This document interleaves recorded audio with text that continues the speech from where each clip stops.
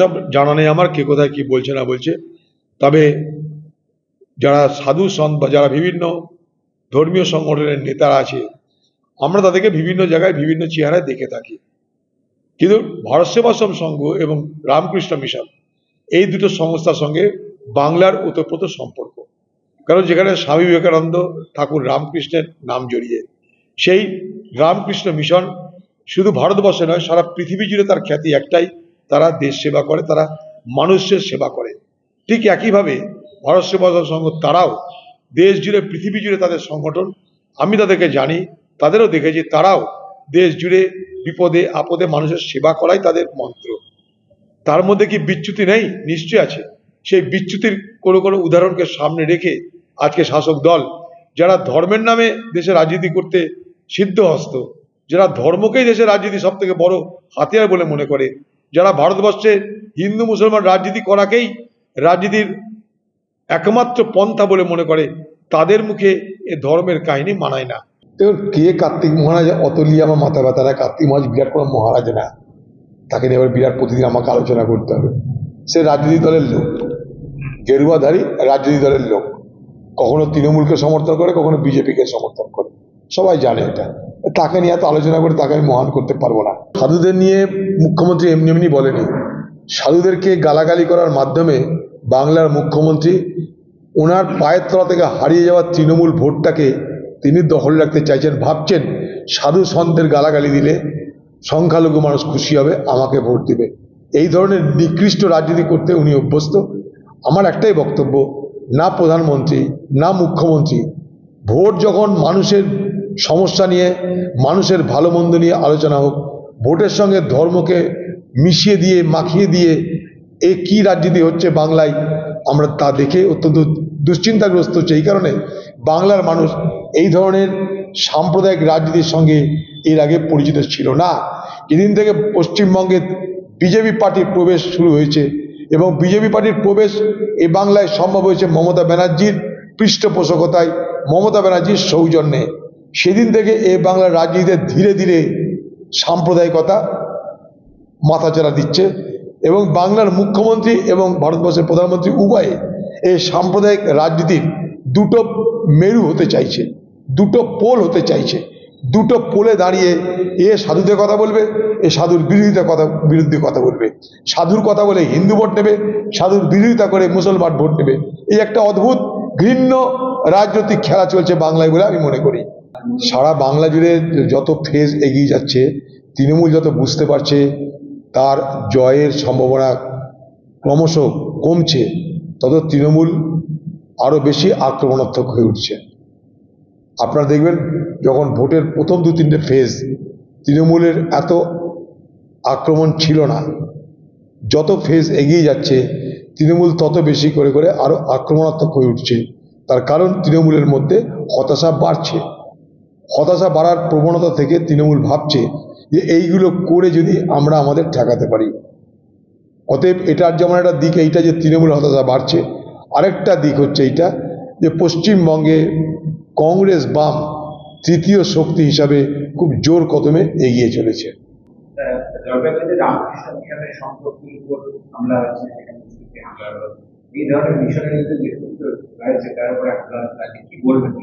এটা খুব অন্যায় বলে আমি মনে করি, খুবই অন্যায়।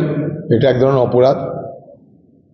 আর জলপাইগুড়ি রামকৃষ্ণ মিশনে যারা হামলা করেছে তাদের উদ্দেশ্য খুব স্পষ্ট, জমি হড়প করা। এবং বাংলায় যারা জমি মাফিয়া আছে, ল্যান্ড মাফিয়া যারা আছে, তাদের এটা কাজ। এবং বাংলার ল্যান্ড মাফিয়া যারা, তারা তৃণমূলের লোক। সহস্র লঙ্ক এটাই তৃণমূলের মদতে হয়েছে। আমি এটা তীব্র প্রতিবাদ করি, তীব্র নিন্দা করি। মোদির আর 400 পার হবে না, मोदी एबार हार হবে। मोदी की 400 पर नहीं होने वाला है, हार निश्चित है।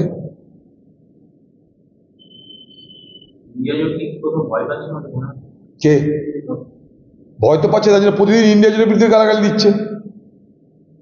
ইন্ডিয়া জোটকে মোদি ভয় পাচ্ছে মানে আতঙ্কগ্রস্ত মোদি না ইন্ডিয়া জোটের সামনে নিয়ে। তাই ইন্ডিয়া জোট ছাড়া তার তো কোনো আক্রমণের লক্ষ্য নেই, শুধু ইন্ডিয়া জোট। তার চীন নিয়ে কোনো আলোচনা নেই, চীন দেশকে দখল করেছে তা নিয়ে কোনো তার বিরোধিতা নেই। দেশের অর্থনীতি 12টা বেড়ে যাচ্ছে তা নিয়ে তার কোনো আলোচনা নেই, দেশে বেকার বাড়ছে তা নিয়ে কোনো আলোচনা নেই, খালি কংগ্রেস আর ইন্ডিয়া জোট। সব জানা নেই আমার কে কোথায় কি বলছে না বলছে। তবে যারা সাধু সন্ত বা যারা বিভিন্ন ধর্মীয় সংগঠনের নেতারা আছে, আমরা তাদেরকে বিভিন্ন জায়গায় বিভিন্ন চেহারায় দেখে থাকি। কিন্তু ভারত সেবাশ্রম সংঘ এবং রামকৃষ্ণ মিশন এই দুটো সংস্থার সঙ্গে বাংলার ওতপ্রোত সম্পর্ক। কারণ যেখানে স্বামী বিবেকানন্দ ঠাকুর রামকৃষ্ণের নাম জড়িয়ে, সেই রামকৃষ্ণ মিশন শুধু ভারতবর্ষে নয়, সারা পৃথিবী জুড়ে তার খ্যাতি একটাই, তারা দেশ সেবা করে, তারা মানুষের সেবা করে। ঠিক একইভাবে ভারত সেবাশ্রম সংঘ তারাও দেশ জুড়ে পৃথিবী জুড়ে তাদের সংগঠন, আমি তাদেরকে জানি, তাদেরও দেখেছি, তারাও দেশ জুড়ে বিপদে আপদে মানুষের সেবা করাই তাদের মন্ত্র। তার মধ্যে কি বিচ্যুতি নেই? নিশ্চয়ই আছে। সেই বিচ্যুতির কোনো কোনো উদাহরণকে সামনে রেখে আজকে শাসক দল, যারা ধর্মের নামে দেশে রাজনীতি করতে সিদ্ধহস্ত, যারা ধর্মকেই দেশের রাজনীতি সব থেকে বড় হাতিয়ার বলে মনে করে, যারা ভারতবর্ষে হিন্দু মুসলমান রাজনীতি করাকেই রাজনীতির একমাত্র পন্থা বলে মনে করে, তাদের মুখে এ ধর্মের কাহিনী মানায় না। দেখুন, কে কার্তিক মহারাজ অত নিয়ে আমার মাথা ব্যথা না। কার্তিক মহারাজ বিরাট কোনো মহারাজ না, তাকে নিয়ে এবার বিরাট প্রতিদিন আমাকে আলোচনা করতে হবে। সে রাজনীতি দলের লোক, গেরুয়াধারী রাজনীতি দলের লোক, কখনো তৃণমূলকে সমর্থন করে, কখনো বিজেপিকে সমর্থন করে, সবাই জানে এটা। তাকে নিয়ে এত আলোচনা করে তাকে আমি মহান করতে পারবো না। সাধুদের নিয়ে মুখ্যমন্ত্রী এমনি এমনি বলেনি। সাধুদেরকে গালাগালি করার মাধ্যমে বাংলার মুখ্যমন্ত্রী ওনার পায়ের তলা থেকে হারিয়ে যাওয়া তৃণমূল ভোটটাকে তিনি দখল রাখতে চাইছেন। ভাবছেন সাধু সন্তের গালাগালি দিলে সংখ্যালঘু মানুষ খুশি হবে, আমাকে ভোট দিবে। এই ধরনের নিকৃষ্ট রাজনীতি করতে উনি অভ্যস্ত।